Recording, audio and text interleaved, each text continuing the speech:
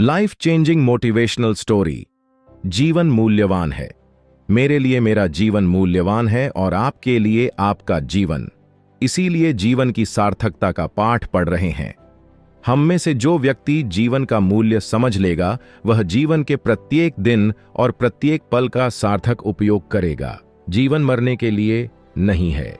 मृत्यु मजबूरी का नाम है। जीवन जीने के लिए है।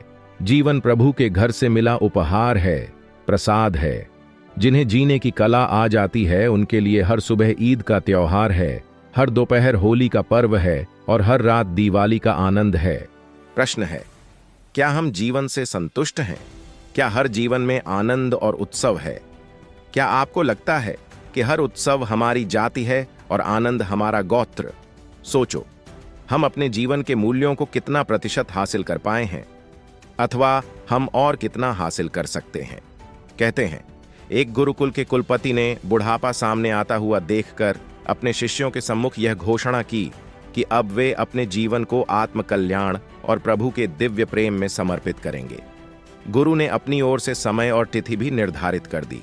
जिस दिन गुरु रवाना होने वाले थे, शिष्यों ने अपनी ओर से गुरुकुल के कुलपति से अनुरोध किया, भगवान, आप तो जा रहे हैं, लेकिन जाने से पहले गुरुकुल का नया कुलपति नियुक्त करके गुरुकुल का दायित्व किसी न किसी को अवश्य सौंप जाए। कुलपति ने कहा, यह निर्णय मैं संन्यास लेने से 5 मिनट पूर्व ही करूंगा। कुलपति संन्यास के दिन स्नान ध्यान से निवृत्त होकर बीच आंगन में आ गए। सारे शिष्य भी आवश्यक कार्यों से निवृत्त होकर कुलपति के संन्यास के कार्यक्रम में हिस्सा ले रहे थे। सभी लोगों को इस बात का इंतजार था कि इतने सारे शिष्यों में से गुरुदेव ने जाने किसको कुलपति नियुक्त करेंगे। कुलपति ने एक नजर सारे शिष्यों को देखा और कहा, मैं नए कुलपति का निर्णय करूं, उससे पहले तुम लोगों से एक प्रश्न पूछना चाहता हूं। मेरा प्रश्न यह है कि दुनिया में लोहा ज्यादा मूल्यवान है या चांदी? सभी शिष्यों ने तपाक में एक स्वर में जवाब दिया कि चांदी ज्यादा मूल्यवान है। गुरु ने सारे शिष्यों पर एक नजर डाली तो एक शिष्य ऐसा पाया जो मौन था। उसने कोई जवाब न दिया। गुरु ने उससे पूछा, वत्स, तुमने कोई जवाब नहीं दिया, क्या तुम इन सबके जवाब से संतुष्ट नहीं हो? शिष्य खड़ा हुआ, आदर से हाथ जोड़े और गुरुदेव से अनुरोध करने लगा, भंते, मुझे यह कहने के लिए क्षमा करें कि लोहा चांदी से ज्यादा मूल्यवान होता है। यह सुनते ही सारे शिष्य हंस पड़े। कहने लगे कि हमें पहले से ही पता था कि यह बुद्धू का बुद्धू ही रहेगा। अरे, यह तो सारी दुनिया जानती है कि लोहा और चांदी में से चांदी ज्यादा मूल्यवान होती है।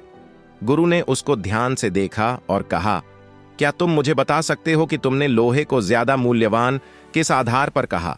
शिष्य ने कहा, मेरी समझ से दुनिया में मूल्य किसी वस्तु का नहीं होता। मूल्य होता है उस वस्तु में रहने वाली संभावना का। चांदी मूल्यवान है, यह तो सारी दुनिया जानती है, लेकिन चांदी अपने मूल्य को न तो घटा सकती है और न ही बढ़ा सकती है। पर लोहे को पारस का स्पर्श मिल जाए तो लोहा लोहा नहीं रहेगा, वह सोना बन जाएगा। गुरुदेव, मूल्य वस्तु का नहीं होता, मूल्य होता है वस्तु में रहने वाली संभावना का।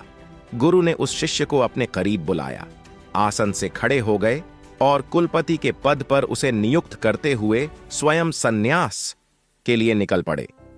हम में से आप या हम क्या हैं, मूल्य इस बात का नहीं है।